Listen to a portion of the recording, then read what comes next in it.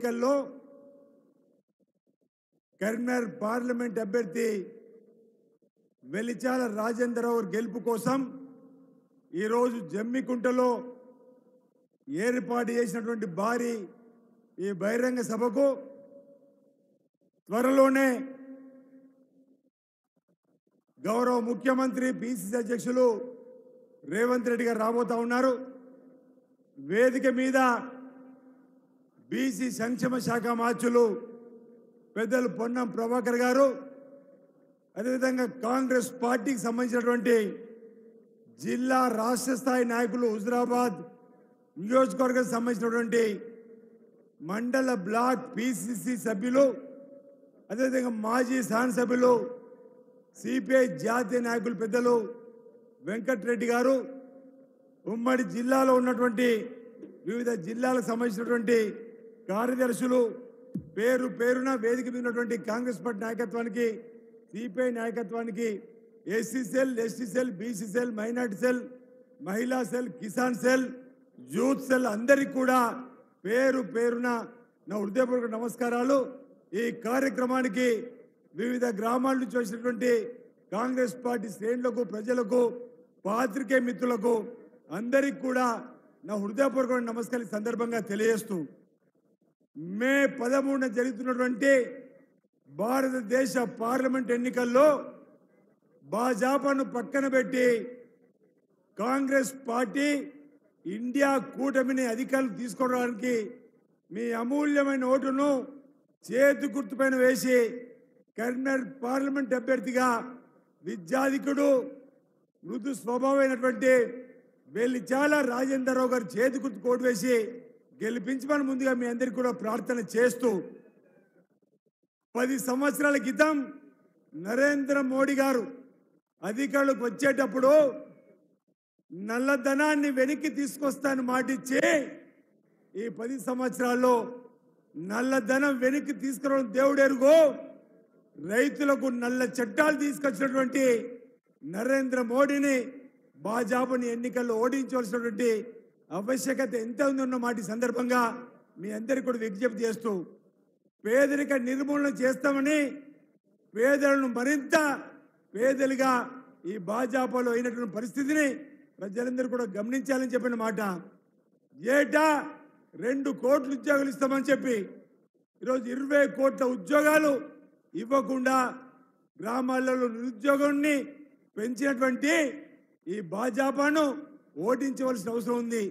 నల్లధనాన్ని వెనక్కి తీసుకొస్తాం, జన్ ధన్ ఖాతా తెరవండి, ధన్ ధన్ ప్రతి పేదవాడి ఖాతాలో 15 లక్షల రూపాయలు వేస్తామన్నటువంటి ఈ భారతీయ జనతా పార్టీ ఏ ఒక్క పేదవాడి ఖాతాలో కూడా 15 పైసలు కూడా వేయలేని ఈ భారతీయ జనతా పార్టీని ఓడించవలసిన అవసరం ఉందన్న మాట సందర్భంగా మీ అందరు కూడా విజ్ఞప్తి చేస్తూ ఒక మాట చెప్పాలి, ప్రజలందరం కూడా జాగ్రత్త పడవలసిన అవసరం ఉంది. నరేంద్ర మోడీ, అమిత్ షా ఇద్దరు కూడా 400 సీట్లు ఇవ్వండి, ఈరోజు ఈ దేశంలో మాకు అవకాశం కల్పించాలంటుండు.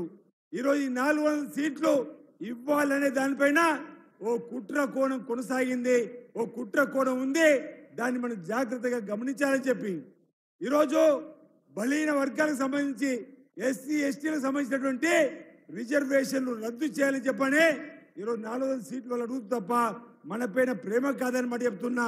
ఇటీవల రాజ్యసభలో ఓ సభ్యుడు అడిగిన ప్రశ్నకు ఐఏఎస్ ఐపీఎస్ రిజర్వేషన్లు ఏ విధంగా అమలు చేసిరంటే 45.5% ఇవ్వాల్సినటువంటి రిజర్వేషన్లు కేవలం 27% ఇచ్చి రిజర్వేషన్ల కోతను ఇప్పటికీ అప్రతిగా అమలు చేస్తున్నటువంటి భారతీయ జనతా పార్టీ పక్షాన్ని జాగ్రత్తగా ఉండి రిజర్వేషన్లు కొనసాగాలంటే కాంగ్రెస్ పార్టీ రావాల్సిన అవసరం ఉంది. ఈరోజు జాతీయ ఉపాధి హామీ పథకాన్ని కూడా ఈరోజు కోత విధిస్తున్నారు. ఈరోజు మన జాతీయ ఉపాధి హామీ పథకం కూలీకి వెళ్ళేటువంటి వారికి మన ప్రభుత్వం వస్తే 400 రూపాయలు కూలీ ఇచ్చేటువంటి కార్యక్రమాన్ని కూడా రాహుల్ గాంధీ గారు తుక్కు కూడా చెప్పినటువంటి అంశాన్ని కూడా మనం చెప్పి ముందుకు పోవాల్సిన అవసరం ఉందన్న మాట సందర్భం చెప్తూ 10 సంవత్సరాల భారతీయ జనతా పార్టీ నియంతృత్వ పరిపాలనను ఈరోజు మనం అందరూ కూడా ప్రజలకు చెప్పి రాబో రోజుల్లో రాహుల్ గాంధీ గారిని ప్రధానమంత్రి చేయడం ధ్యేయంగా మనమంతా కూడా కష్టపడి కరీంనగర్ పార్లమెంట్ అభ్యర్థిగా పెద్దలు వెలిచాల రాజేందర్ గెలిపించాలని చెప్పి పేరు పేరున ఈరోజు హుజూరాబాద్ ప్రజానీకానికి కరీంనగర్ జిల్లా ప్రజానీకానికి నేను విజ్ఞప్తి చేస్తూ ఈరోజు బీఆర్ఎస్ పని అయిపోయింది. ఈరోజు వినోద్ కుమార్ గారు నాన్ లోకల్ నాయకుడిగా ఆయనకు అవకాశం ఇచ్చిండ్రు, ఓసారి సంజయ్కు అవకాశం ఇచ్చిండ్రు. కానీ జిల్లాకి ఏం చేసినటువంటి పాపాన పోలేరు. అదే గతంలో పొన్నం ప్రభాకర్ గారికి పార్లమెంట్ మెంబర్కి అవకాశం ఇస్తే పాస్పోర్ట్ కార్యాలయం తీసుకొచ్చినాము, తిరుపతికి రైలు తీసుకురాగలిగినాము, అనేక విద్యాలయాలు తీసుకురాగలిగినాము, అనేక ఆసుపత్రులు తీసుకురాగలిగినాము.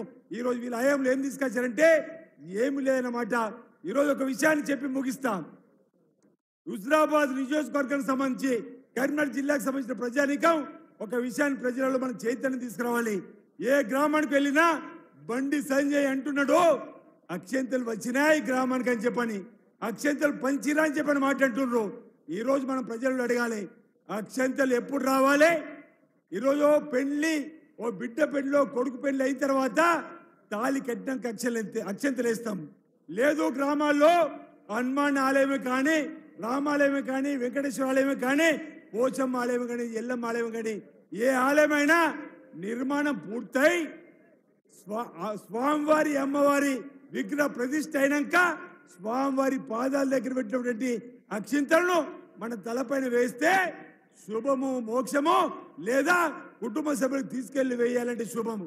కానీ అయోధ్యలో రామ మందిర నిర్మాణం పూర్తే కాలే, అయోధ్యలో రాముడు కొలువే తీరలే, అయోధ్యలో రాముడి విగ్రహ ప్రతిష్ఠ జరగలేదు, అయోధ్యలో రాముడి పట్టాభిషేకం కాకంటే 15 రోజులు నెల రోజుల ముందు అక్షంతలు పంపించినంటే దేనికి సంకేతం అంటున్నా.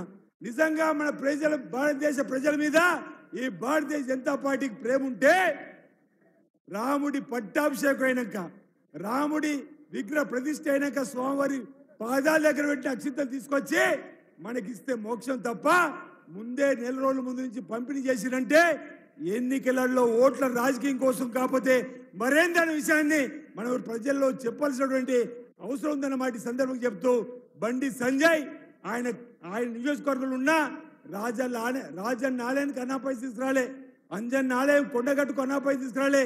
కానీ మతాల పేరిట భావోద్వేగాన్ని పెంచి గెలవాలని చూస్తున్న బండి సంజయ్కి తగిన బుద్ధి చెప్పాలని చెప్పని ఈరోజు కన్న తల్లిని పొన్నం ప్రభాకర్ అన్న గారి తల్లి గురించి కూడా ఈరోజు విమర్శించినటువంటి ఒక కన్న తల్లి గురించి అన్నరాని మాటలు అన్నటువంటి ఆయనకు తగిన బుద్ధిని ఈరోజు మనం ఎన్నికల్లో చెప్పాలని చెప్పి హుజూరాబాద్ ప్రజానీకానికి, కరీంనగర్ జిల్లా ప్రజానీకానికి నా వైపు నుంచి విజ్ఞప్తి చేస్తూ ఈరోజు వెలిచాల రాజేంద్రరావు గారిని పెద్ద మొత్తంలో ఈరోజు చేతి గుర్తుకోటు వేసి గెలిపించాలని చెప్పని పేరు విజ్ఞప్తి చేస్తున్నా.